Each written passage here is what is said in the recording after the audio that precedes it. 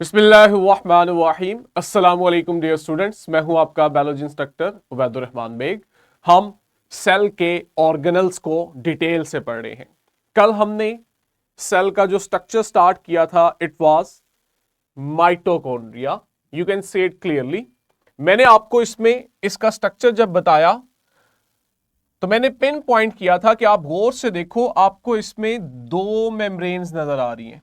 एक बाहर की तरफ है जो बिल्कुल स्मूथ है, लेकिन जब आप अंदर आते हो ना तो अंदर एक और मेम्ब्रेन है। ये देखो, ये स्मूथ नहीं है, इसमें इन फोल्डिंग्स हैं।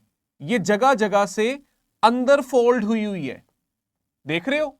ये जो पॉइंट है ना, अभी मैं आपको सर्कल करके दिखाता हूं। ये देखो, ये पॉइंट जहां से ये इन सर्कल है, अंदर की तरफ इन फोल्ड है, हम इसे क्रिस्टी बोलते हैं। बाहर मेम्ब्रेन, अंदर आए, अंदर इनर मेम्ब्रेन। इनर मेम्ब्रेन से मजीद अंदर आओगे ना, ये जो ब्लू पोर्शन नजर आ रहा है, इसे हम मैट्रिक्स कहते हैं, माइटोकॉन्ड्रियल मैट्रिक्स। अब ये तो था स्ट्रक्चर। जो इनर मेम्ब्रेन के अंदर ये क्रिस्टी है ना, फोल्डिंग्स, यहां पे कुछ एंजाइम्स होते हैं जिनका काम एटीपी बनाना होता है। कल मैंने बताया था एटीपी क्या है? सेल की एनर्जी करेंसी है। सेल को जब भी एनर्जी की जरूरत पड़ेगी तो वो एटीपी से लेगा, एटीपी को यूज करेगा। जैसे हमने कल एग्जांपल दी थी कि आप अपनी कैंटीन में जाओगे तो आपने अगर कुछ परचेस करना है तो आपको पैसे देने हैं। पैसे आपकी करेंसी है। आप ज्योमेट्री बॉक्स नहीं दोगे कि ये ज्योमेट्री बॉक्स मेरा ले ले और बदले में मुझे कोई बिस्कुट दे दें, समोसा दे दें, किताब दे दें। करेंसी एक्सेप्ट होगी। ऐसे ही सेल को ना एनर्जी चाहिए, लेकिन एनर्जी की जो करेंसी है सेल की, वो एटीपी है। जब तक उसे एटीपी से एनर्जी नहीं ना मिलेगी, सेल उस एनर्जी को अपने इस्तेमाल में नहीं ला सकता। तो ये एटीपी कौन बना के देता है? माइटोकॉन्ड्रिया।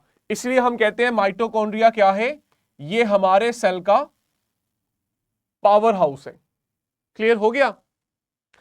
अच्छा, जब आप मैट्रिक्स में आते हो ना तो आपको मैट्रिक्स में तीन बड़ी इंपॉर्टेंट चीजें मिलेंगी, इनको लिख लो।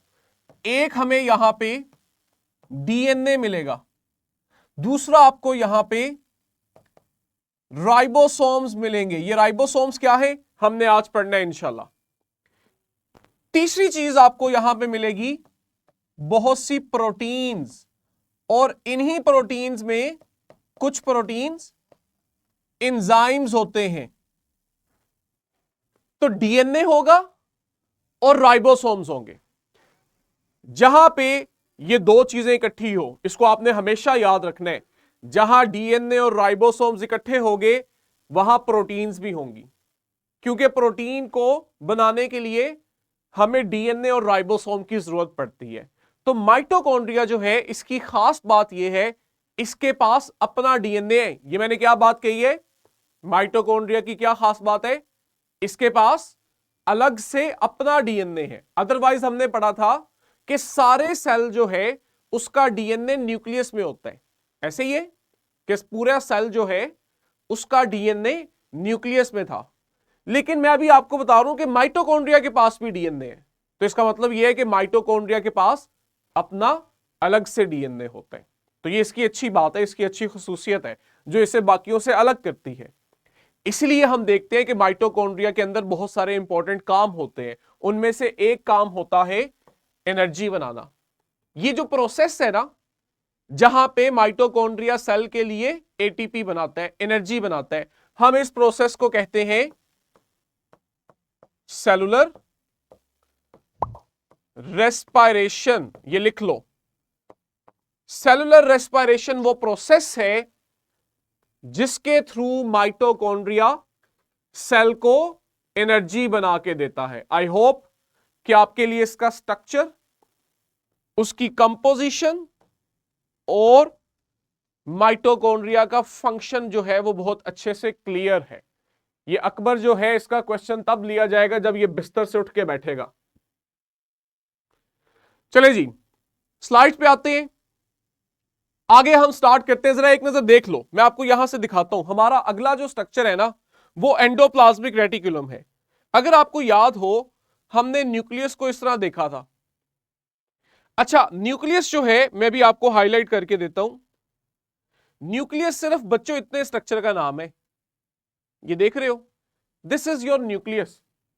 ये जो न्यूक्लियस के सराउंडिंग में आपको ये स्ट्रक्चर नजर आ रहा है ना, ये स्ट्रक्चर अलग है, ये न्यूक्लियस नहीं है। इसे हम कहते हैं एंडोप्लाज्मिक रेटिकुलम। तो अब आप विजुअलाइज करके याद रख सकते हो ना कि एंडोप्लाज्मिक रेटिकुलम वो स्ट्रक्चर है जो बिल्कुल न्यूक्लियस के साथ पड़ा हुआ है। ऐसे ही है, न्यूक्लियस के बिल्कुल साथ एंडोप्लाज्मिक रेटिकुलम है। अब मैं आपको इसको अलग से दिखाता हूं, ये देखो। अब आप इसे विजुअलाइज करो, सेंटर में पड़ा है न्यूक्लियस। हम न्यूक्लियस को छोड़ देते हैं, लेकिन न्यूक्लियस के बाहर ये जो स्ट्रक्चर्स पड़े हैं ना, ये आपके पास एंडोप्लाज्मिक रेटिकुलम है, देख रहे हो। अब ये जो एंडोप्लाज्मिक रेटिकुलम है, क्या आप मुझे इसमें देख के बता सकते हो आपको इसके ऊपर पर्पल डॉट्स नजर आ रहे हैं? ऐसे ही है, लेकिन जरा गौर से देखो, इस सारे के ऊपर ये पर्पल डॉट्स नहीं है। ये जो बाहर वाला हिस्सा है इसका मैं आपको अभी हाईलाइट करके देता हूं। इस हिस्से को देखो, आपको यहां पे पर्पल डॉट्स नहीं मिल रहे, लेकिन आप अंदर वाली साइड पे इस हिस्से को देख रहे हो तो यहां पे आपको बहुत सारे पर्पल डॉट्स मिल रहे हैं। एक तो हमने इसको विजुअलाइज किया कि ये बिल्कुल न्यूक्लियस के बाहर एक स्ट्रक्चर है विच इज एंडोप्लाज्मिक रेटिकुलम। फिर हम नोट कर रहे हैं इसमें दो हिस्से हैं, एक हिस्सा वो है जहां पे हमें ये पर्पल डॉट्स नजर आ रहे हैं।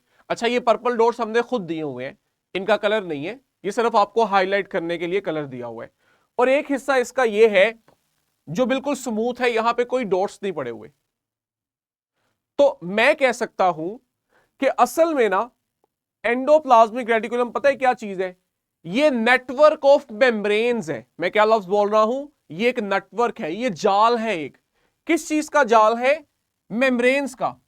सिंपली आपके पास ये देखो, ये असल में यूं मेम्ब्रेन्स हैं जो न्यूक्लियस के बाहर इस तरह अरेंज हुई हुई है। ये जो मेम्ब्रेन का एक नेटवर्क बन रहा है, इस नेटवर्क को आप नाम दे रहे हो एंडोप्लाज्मिक रेटिकुलम। अब जब आप इसको देख चुके हो, अब हम आते हैं अपनी स्लाइड्स पे और जरा इसको पढ़ते हैं कि ये एंडोप्लाज्मिक रेटिकुलम है क्या, इसका काम क्या है। क्या है आपके पास? इंटरकनेक्टेड नेटवर्क ऑफ मेम्ब्रेन, यानी कि बहुत सारी मेम्ब्रेन्स हैं जो आपस में जुड़ के एक नेटवर्क बना रही हैं। हमने इसे क्या नाम दिया है? Endoplasmic reticulum. ये कहां पे मौजूद है? कहते हैं ये न्यूक्लियस और सेल मेम्ब्रेन के दरमियान में होता है। इसके एक तरफ न्यूक्लियस पड़ा हुआ है, ये देखो, और बाहर की तरफ यहां इसके सेल मेम्ब्रेन होती है। न्यूक्लियस और सेल मेम्ब्रेन के दरमियान ये जो स्ट्रक्चर है, इट इज एंडोप्लाज्मिक रेटिकुलम। इस आपने ना जिफ को देखना है, यहां पे एक ब्लू डॉट होगा, मैं अभी हाईलाइट करता हूं, जो आपने ऑब्जर्व करना है। ये देखो, ये बना है ब्लू डॉट, देख रहे हो, और ये मूव कर रहा है। ये है एंडोप्लाज्मिक रेटिकुलम के अंदर बनने वाली प्रोटीन, और वो फिर आगे जा रही है गोल्जी ऑपरेटर्स के पास, जो हमारा अगला नेटवर्क है। अब मैं आपको 7 डायग्राम से समझाता हूं कि हो क्या रहा है। ये देखो, एंडोप्लाज्मिक रेटिकुलम में बनती है प्रोटीन। ये जो आपके पास दो ट्यूब्स नजर आ रही हैं, ये फिलामेंट्स नजर आ रहे हैं, ये प्रोटीन्स हैं। और अब देखो, ये एंडोप्लाज्मिक रेटिकुलम से निकल के जा रही हैं आगे की मंजिल की तरफ, और आगे इनकी मंजिल क्या होती है? Golgi operators. अब आपने ना मेरे साथ इस डायग्राम को अंडरस्टैंड करना है। मैं आपको ये डायग्राम एलैबोरेट करवाऊंगा जिससे आपको एंडोप्लाज्मिक रेटिकुलम की समझ आएगी। हमारे पास एंडोप्लाज्मिक रेटिकुलम दो तरह का है। एक को आप कहते हो रफ एंडोप्लाज्मिक रेटिकुलम। अभी मैंने आपको सिमुलेशन में दिखाया था, वो जो आपको एंडोप्लाज्मिक रेटिकुलम का हिस्सा नजर आ रहा था जहां पे इस तरह के डॉट्स थे, ये देख रहे हो। ये वाला जो एंडोप्लाज्मिक रेटिकुलम होता है, इसे कहते हैं रफ एंडोप्लाज्मिक रेटिकुलम। और ये डॉट्स असल में पता है क्या है? ये असल में राइबोसोम्स हैं। राइबोसोम्स क्या है हम पढ़ेंगे, ये भी सेल का एक स्ट्रक्चर है, ऑर्गेनल है। एंडोप्लाज्मिक रेटिकुलम का, अब आपने मेरा जुमला ध्यान से सुनना है, एंडोप्लाज्मिक रेटिकुलम का वो हिस्सा जिसके साथ राइबोसोम्स अटैच होते हैं। आई रिपीट, एंडोप्लाज्मिक रेटिकुलम का वो हिस्सा जिसके साथ राइबोसोम्स अटैच होते हैं, इसे हम कहते हैं रफ एंडोप्लाज्मिक रेटिकुलम। क्यों? क्योंकि जब आप इसे माइक्रोस्कोप के नीचे देखते हो तो ये रफ कलर का नजर आता है। और रफ क्यों नजर आता है? इन राइबोसोम्स की वजह से। और एंडोप्लाज्मिक रेटिकुलम का वो हिस्सा जहां पे राइबोसोम्स अटैच नहीं होते, इसे हम कहते हैं स्मूथ एंडोप्लाज्मिक रेटिकुलम। क्यों? क्योंकि ये माइक्रोस्कोप में हमें स्मूथ नजर आता है। क्यों स्मूथ नजर आता है? क्योंकि यहां पे राइबोसोम नहीं होते। Jinnah science model school girls, quickly बच्चों पूछें क्या पूछने? रफ एंडोप्लाज्मिक क्या होता है? अभी बताया है, मैं फिर रिपीट कर रहा हूं। ये देखो, जब आप माइक्रोस्कोप के नीचे एंडोप्लाज्मिक रेटिकुलम को देखते हो तो एक हिस्सा एंडोप्लाज्मिक रेटिकुलम का वो होता है जहां पे ये राइबोसोम्स अटैच होते हैं। ये आपको डॉट्स नजर आ रहे हैं, ये एंडोप्लाज्मिक रेटिकुलम के ऊपर राइबोसोम्स अटैच है। ये आपको दिखने में रफ नजर आता है, इसे कहते हैं रफ एंडोप्लाज्मिक रेटिकुलम। लेकिन एक हिस्सा ये होता है, ये देखो, ये वो हिस्सा होता है जहां पे राइबोसोम्स अटैच नहीं होते। ये हमें दिखने में स्मूथ नजर आता है। सिमुलेशन पे आते हैं, मैं आपको यहां से दोबारा दिखाता हूं। पहले एडवांस में इसलिए दिखाया था कि आपके लिए पिक करना आसान हो। ये देखो, आप इसको जूम करोगे तो आपको ये देखो पर्पल डॉट्स नजर आ रहे हैं, ये राइबोसोम्स हैं। इनकी वजह से ना हम कहते हैं कि एंडोप्लाज्मिक रेटिकुलम की अपीयरेंस रफ हो गई है, तो हम इस हिस्से को कहते हैं ये रफ एंडोप्लाज्मिक रेटिकुलम है। अब ये देखो, ये जो मैं आपको बाहर की तरफ दिखा रहा हूं, ये वाला हिस्सा देख के बताओ यहां कोई पर्पल डॉट है? नहीं है। एंडोप्लाज्मिक रेटिकुलम का ये जो हिस्सा है ना, जहां पे कोई डॉट नहीं लगा हुआ, राइबोसोम्स नहीं अटैच, इसे कहते हैं स्मूथ एंडोप्लाज्मिक रेटिकुलम। स्लाइड पे वापस आते हैं, कोई मुश्किल चीज नहीं है। राइबोसोम्स जहां पे अटैच है उतने हिस्से को कहते हैं रफ एंडोप्लाज्मिक रेटिकुलम, जहां पे राइबोसोम्स अटैच नहीं है उसे कहते हैं स्मूथ एंडोप्लाज्मिक रेटिकुलम। ठीक हो गया। अब एंडोप्लाज्मिक रेटिकुलम करता क्या है? मैंने आपको अभी बताया कि राइबोसोम का काम क्या है? प्रोटीन बनाना। ठीक है, राइबोसोम्स क्या करते हैं? प्रोटीन बनाते हैं। अब ये राइबोसोम्स अटैच है रफ एंडोप्लाज्मिक रेटिकुलम के साथ, तो ये प्रोटीन बना के किसको दे देंगे? रफ एंडोप्लाज्मिक रेटिकुलम को। ये देखो, ये ग्रीन डॉट आपको नजर आ रहा है, ये जो प्रोटीन है ना, ये बनती है राइबोसोम में और राइबोसोम उसे देते हैं रफ एंडोप्लाज्मिक रेटिकुलम को। रफ एंडोप्लाज्मिक रेटिकुलम जो है वो इस प्रोटीन को अगले ऑपरेटर्स को देते हैं। जो अगला ऑपरेटर्स है इसे हम कहते हैं गोल्जी ऑपरेटर्स, जिसे हमने आगे पढ़ना भी है।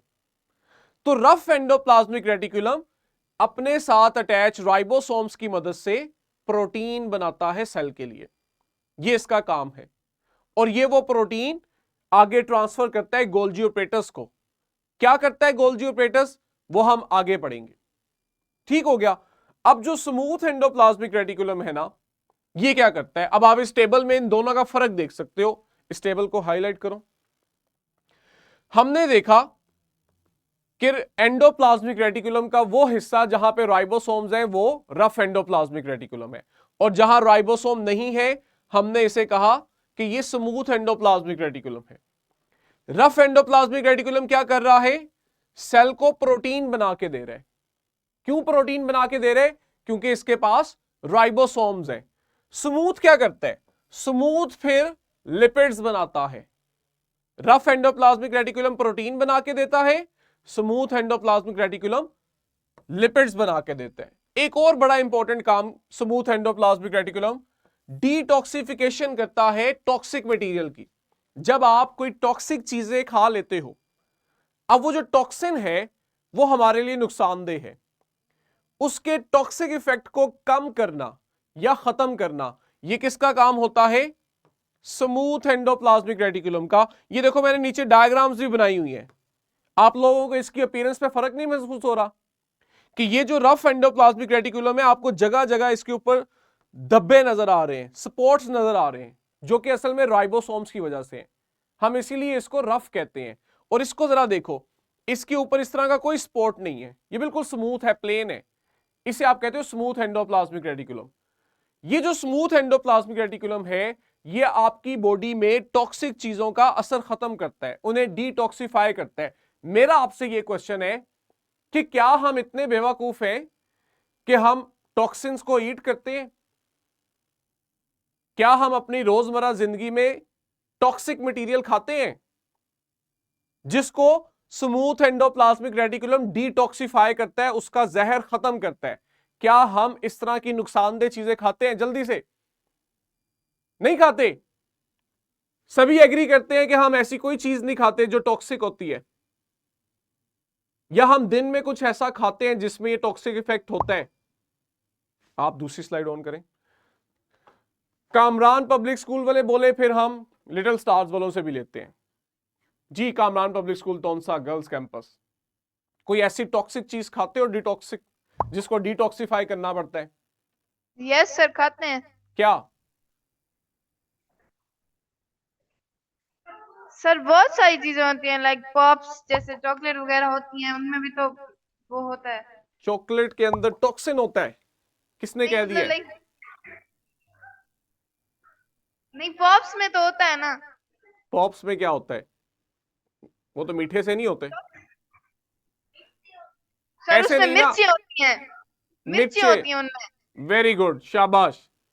Little stars model school Sheikhupura, हाँ जी, कोई ऐसी चीज हम खाते हैं जिसको हम कहेंगे टॉक्सिक है हमारे लिए? ये जंक फूड खाते हैं, जंक फूड, जंक फूड, ठीक है। बर्गर। अच्छा, आप लोग जरा कॉमन जा रहे हो, मैं थोड़ा स्पेसिफिक होके बता देता हूं खुद ही। पाकिस्तान कैम्ब्रिज स्कूल जी, जल्दी से, ये बच्चे पिछले दिनों लाहौर आए हुए थे, सेवर्स, ऐसे ही है? चले जल्दी से बताएं। Yes sir, cold drinks. नहीं बेटा जी, वो नहीं बताएं, ये बताएं कि क्या चीज टॉक्सिक खाते हैं हम। अल मशहूर लेनोवो वाले कुछ नहीं कहेंगे? Cold drinks. कोल्ड ड्रिंक्स पीते हैं? अच्छा, ये कहना चाह रही हूं, मैंने कहा शायद कह रही हूं हम लाहौर आए थे कोल्ड ड्रिंक्स पीने। अच्छा देखो, आप मेडिसिन नहीं लेते, लेते हो ना? अब हमें क्या पता है कि ये मेडिसिन हमारे फायदे की चीज है, हमें ये इलाज देती है बीमारियों से, लेकिन असल में ना वो जो मेडिसिन होती है ये आपके लिए टॉक्सिक होती है। अगर आपकी बॉडी इसके जहर के इफेक्ट को, ये जहर जरा सुनने में बहुत ज्यादा लगता है, असल में मतलब यह है कि इसके टॉक्सिक इफेक्ट को हमारी बॉडी अगर खत्म ना करे तो ये मेडिसिन हमारे लिए बड़ी नुकसानदेह हो सकती है। इस मेडिसिन का हमें फायदा तब होता है जब ये मेडिसिन आपके लिवर में जाती है, और लिवर के अंदर मौजूद ये जो मैंने अभी आपको एंडोप्लाज्मिक रेटिकुलम पढ़ाया है, स्पेसिफिकली स्मूथ एंडोप्लाज्मिक रेटिकुलम, ये इसके टॉक्सिक इफेक्ट को खत्म करता है, यानी इसको हमारी बॉडी के इस्तेमाल के काबिल बनाता है। फिर वो मेडिसिन जो है उसका हमें फायदा होता है। तो मेडिसिन के अंदर भी टॉक्सिक इफेक्ट होता है। इसी तरह आप घरों में जब खाना खाते हो या बाजारी खाना खाते हो तो उसमें फूड एडिटिव्स होते हैं। ये फूड एडिटिव से मतलब ये मसाले होते हैं, ये मसाले भी जहर हैं हमारे लिए, इनके भी टॉक्सिक इफेक्ट को फिर स्मूथ एंडोप्लाज्मिक रेटिकुलम खत्म करता है। तो हम डेली बेसिस पे इन चीजों को कंज्यूम कर रहे होते हैं, जिन्हें अगर स्मूथ एंडोप्लाज्मिक रेटिकुलम डिटॉक्सिफाई ना करे तो वो हमारे लिए जहर का काम करते हैं। किड्स एजुकेट कैंपस या जो भी है, हाँ जी, किड्स एजुकेट कैंपस गर्ल्स, जल्दी बच्चों। अस्सलाम वालेकुम सर। वालेकुम अस्सलाम जी, बोलें। एक्सक्यूज मी सर, हमने आपसे कल एक क्वेश्चन किया था। और वो क्वेश्चन था, जल्दी। सर आपने कहा था कि न्यूक्लियस सेल डिवीजन को कंट्रोल करते हैं। बाइनरी फिशन वाला था ना? Yes sir. चलो बताता हूं, लेक्चर जरा ये पढ़ा लूं, कल टेस्ट है तो हमने टेस्ट वाला सिलेबस कवर करना है, फिर बताता हूं। लिटिल स्टार बच्चों जल्दी से कर दो, क्या पूछना चाह रहे हो? किड्स एजुकेट वालों ने मुझे लाजमी लेक्चर के एंड पे याद करवाना है, मैं बताऊंगा, ये कोई भी नहीं है जी, गलती से था। अच्छा देखो, मैंने आपको बताया था कि एंडोप्लाज्मिक रेटिकुलम जो था ये प्रोटीन बना था। अब मैं आपके लिए एक सीक्वेंस लिख रहा हूं, आप सब बच्चों ने इस सीक्वेंस को लिख के याद करना है। हमारे पास राइबोसोम्स थे। ये राइबोसोम्स क्या कर रहे थे? ये प्रोटीन बना रहे थे, और ये प्रोटीन बना के किसको दे रहे थे? रफ एंडोप्लाज्मिक रेटिकुलम को। अब वो जो रफ एंडोप्लाज्मिक रेटिकुलम है ना, वो आगे इसे ट्रांसफर करेगा गोल्जी ऑपरेटस को। ये गोल्जी ऑपरेटस जिसको हम पढ़ने जा रहे हैं, देखो स्ट्रक्चर एक दूसरे के साथ लिंक है। राइबोसोम ने एक चीज बनाई, एंडोप्लाज्मिक रेटिकुलम को दे दिया, स्पेसिफिकली रफ एंडोप्लाज्मिक रेटिकुलम को। वहां से वो चीज आएगी गोल्जी ऑपरेटस के पास। अब गोल्जी ऑपरेटस जो है इसके अंदर करेगा चेंजेस, और जब वो इसके अंदर चेंजेस करेगा, अब वो इन्हें छोटी छोटी वेसिकल्स की शक्ल में रिलीज करेगा। ये जो वेसिकल्स है ना, ये दो तरह की है। एक इनमें से वो वेसिकल्स होंगी जो सेल के अंदर ही रहेंगी, और दूसरी वेसिकल्स वो होंगी जो सेल से बाहर जाएंगी। अगर आप गौर से देखो, हमारे पास यहां डायग्राम है, डायग्राम को जूम रहने दें। ये देख रहे हो 3 वेसिकल्स दिखाई हुई हैं ऊपर, जिन्हें हम कह रहे हैं ट्रांसपोर्ट वेसिकल्स। ये ट्रांसपोर्ट वेसिकल्स कौन सी हैं? ये वो वेसिकल्स हैं जो कि एंडोप्लाज्मिक रेटिकुलम से आई हैं।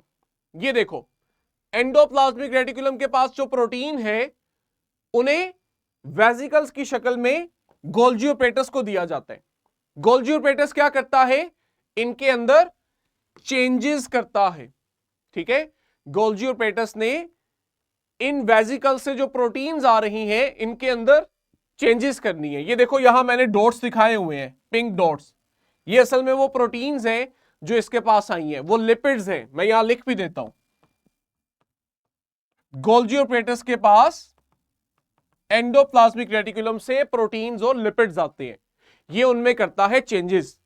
जब ये उनमें चेंजेस कर लेता है तो ये उनकी पैकिंग करता है, और पैकिंग करके ना इन्हें वेसिकल्स की शक्ल में रिलीज करता है। जब ये वेसिकल्स गोल्जी ऑपरेटस से रिलीज होती हैं तो हम इन्हें एक स्पेशल नाम देते हैं, गोल्जी वेसिकल। तो आप जरा गौर से देखो, हमने 2 वेसिकल्स का जिक्र किया है। एक है ट्रांसपोर्ट वेसिकल। ट्रांसपोर्ट वेसिकल वो है जो एंडोप्लाज्मिक रेटिकुलम से आ रही हैं गोल्जी ऑपरेटस के पास। फिर गोल्जी ऑपरेटस के पास जो ट्रांसपोर्ट वेसिकल से प्रोटीन्स और लिपिड्स आते हैं, ये उनमें करता है चेंजेस, और चेंजेस करके इन्हें गोल्जी वेसिकल्स की शक्ल में रिलीज करता है। ये जो गोल्जी वेसिकल्स हैं, इनमें से कुछ जो हैं वो सेल से बाहर रिलीज करती हैं। क्या होता है? ये वेसिकल्स आती हैं और ये सेल की मेम्ब्रेन के साथ देखो फ्यूज कर जाती हैं। जब ये सेल की मेम्ब्रेन के साथ फ्यूज करती हैं तो इनके अंदर जो प्रोटीन्स होती हैं उन्हें सेल से बाहर रिलीज कर दिया जाता है। तो गोल्जी ऑपरेटस का क्या काम हुआ?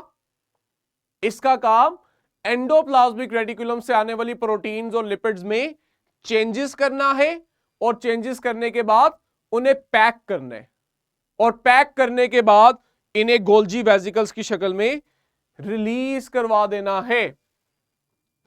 ठीक है, ये आपके पास है गोल्जी ऑपरेटस।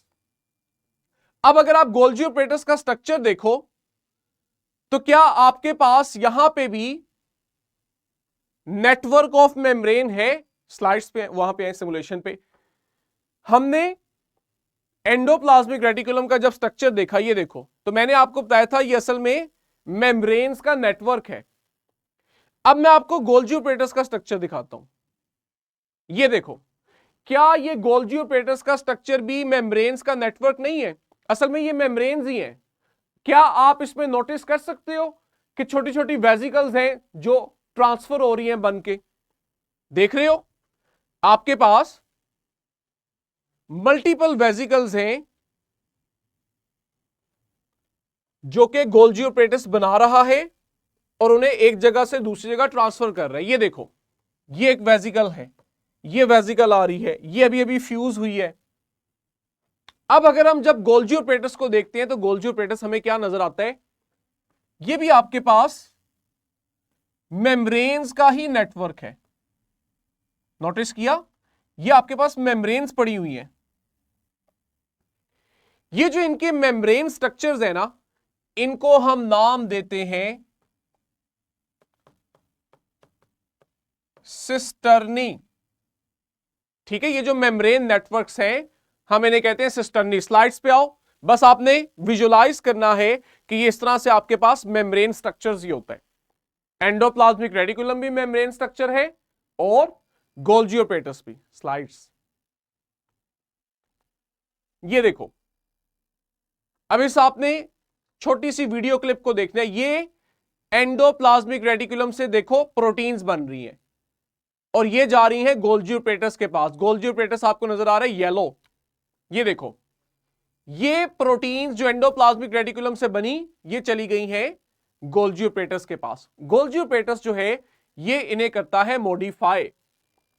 यहां पे देखो इस तरह से कि ये पर्पल छोटी छोटी वेसिकल्स आती हैं और आके गोल्जी ऑपरेटस के साथ फ्यूज होती हैं और गोल्जी ऑपरेटस फिर इनके अंदर चेंजेस करता है। और जब वो चेंजेस करता है तो जरा ये देखो, इस तरह से उसके अंदर चीजें ट्रांसपोर्ट होती हैं। असल में ये गोल्जी ऑपरेटस के अंदर आने वाली प्रोटीन्स हैं। अभी आप देखोगे कि इनकी पैकिंग होगी और ये गोल्जी ऑपरेटस के अंदर ट्रांसफर होंगी। इस तरह से ये 1 बाय 1 ट्रांसफर होती हैं और इनके अंदर चेंजेस की जाती हैं। अब चेंजेस क्या की जाती हैं ये आपने बस समझ लेना है कि इनके अंदर जो चेंजेस की जा रही होती हैं वो ये कि इनके साथ कार्बोहाइड्रेट्स को अटैच किया जाता है। मैं आपको यहां लिख के देता हूं। अभी हमने क्या स्ट्रक्चर बनाया था, राइबोसोम्स ने प्रोटीन्स बनाई थी, प्रोटीन्स गई थी रफ एंडोप्लाज्मिक रेटिकुलम के पास, उसने वहां से वेसिकल्स बनाई थी, ये वेसिकल्स गई थी गोल्जी ऑपरेटस के पास। गोल्जी ऑपरेटस ने इनके अंदर चेंजेस की थी। अब गोल्जी ऑपरेटस क्या चेंजेस करता है वो भी नोट कर लो। जो प्रोटीन्स गोल्जी ऑपरेटस के पास आती है ना, गोल्जी ऑपरेटस इन प्रोटीन्स के साथ कार्बोहाइड्रेट्स अटैच करता है और जहां पे लिपिड्स आते हैं वहां पे गोल्जी ऑपरेटस इनके साथ लिपिड्स के साथ भी कार्बोहाइड्रेट्स अटैच करता है। तो इस तरह से हम कहते हैं कि जो गोल्जी ऑपरेटस है इसके पास जो प्रोटीन्स और लिपिड्स आ रहे होते हैं उनमें चेंजेस करता है। क्या चेंजेस कर रहा होता है, उनके स्ट्रक्चर में चेंजेस करता है और उनके साथ कार्बोहाइड्रेट्स को अटैच करता है। फिर इन चेंजेस के बाद इन्हें दोबारा से वेसिकल्स की शक्ल में रिलीज कर दिया जाता है और इन वेसिकल्स को अगर जरूरत पड़े तो सेल के अंदर ही रखा जाता है या सेल से बाहर रिमूव कर दिया जाता है। अब हम बार बार पढ़ रहे हैं राइबोसोम। मैं आपको राइबोसोम पहले पढ़ाता हूं। हमने एक स्ट्रक्चर जो है बीच में छोड़ा है वो कल पढ़ेंगे नेक्स्ट लेक्चर में, लाइसोसोम, उसे हम अभी छोड़ रहे हैं। अभी आ जाओ राइबोसोम्स पे, क्योंकि हम बार बार इसका जिक्र कर रहे हैं।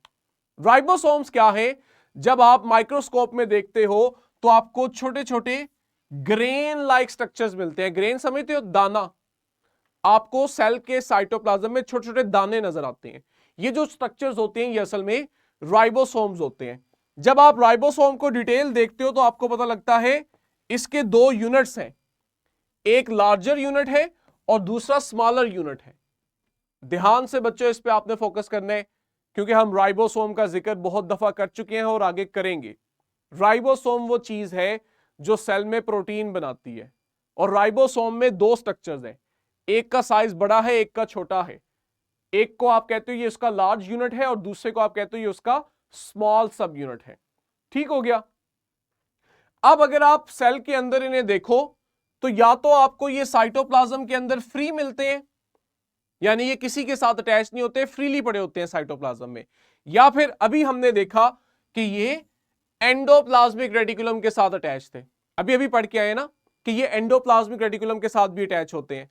लेकिन सभी राइबोसोम एंडोप्लाज्मिक रेटिकुलम के साथ अटैच नहीं होते, कुछ साइटोप्लाज्म के अंदर फ्री पड़े होते हैं। ये दो चीजों के बने होते हैं, एक इनके अंदर प्रोटीन होती है और दूसरा राइबोसोमल आरएनए होता है।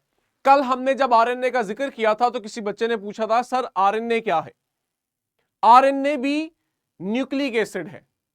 जैसे डीएनए है वैसे ही एक मॉलिक्यूल होता है हमारे अंदर जिसे हम आरएनए कहते हैं। जब हम बायोमॉलिक्यूल्स वाला चैप्टर पढ़ेंगे तो वहां हम डीएनए आरएनए को डिटेल पढ़ेंगे। अभी बस इतना याद रखो कि डीएनए जो है ना ये बनाता है आरएनए और फिर आरएनए को यूज किया जाता है प्रोटीन बनाने में। बच्चों आपने ये 3 बातें याद रखनी है। डीएनए आरएनए बनाता है, आरएनए को फिर यूज करते हैं प्रोटीन बनाने में, और इस आरएनए को कौन यूज करता है? इसको यूज करता है राइबोसोम। तो डीएनए से आने वाला आरएनए और राइबोसोम्स ये मिलके प्रोटीन बनाते हैं। तो राइबोसोम क्या है? कहता है राइबोसोम आपके पास प्रोटीन और राइबोसोमल आरएनए, ये आरएनए की एक टाइप है आरआरएनए, राइबोसोमल आरएनए, इन दोनों को मिला दो तो आपके पास राइबोसोम बन जाता है। अब जो राइबोसोम्स है ना, हमने पढ़ा है कि 2 तरह के सेल्स हैं, प्रोकैरियोटिक सेल्स और यूकैरियोटिक सेल्स। ठीक है, क्या रिपीट करना है उस्मान आइडियल स्कूल? राइबोसोम की कंपोजिशन। राइबोसोम को जब आप पढ़ते हो तो आपको पता लगता है इसमें 2 चीजें हैं, एक इसमें प्रोटीन है और एक इसके अंदर आरएनए है। कौन सा आरएनए है? अभी जब हम आगे पढ़ेंगे तो आपको पता लगेगा 3 तरह के आरएनए होते हैं। इनमें एक आरएनए है which is called ribosomal RNA. तो राइबोसोमल आरएनए और प्रोटीन ये मिलकर राइबोसोम बनाते हैं। ठीक है, अब 2 तरह के सेल्स होते हैं, एक प्रोकैरियोटिक सेल्स और दूसरे यूकैरियोटिक सेल। प्रोकैरियोटिक सेल कौन से थे? जिनमें न्यूक्लियस नहीं होता, याद है, और यूकैरियोटिक सेल्स वो होते हैं जिनमें न्यूक्लियस होता है।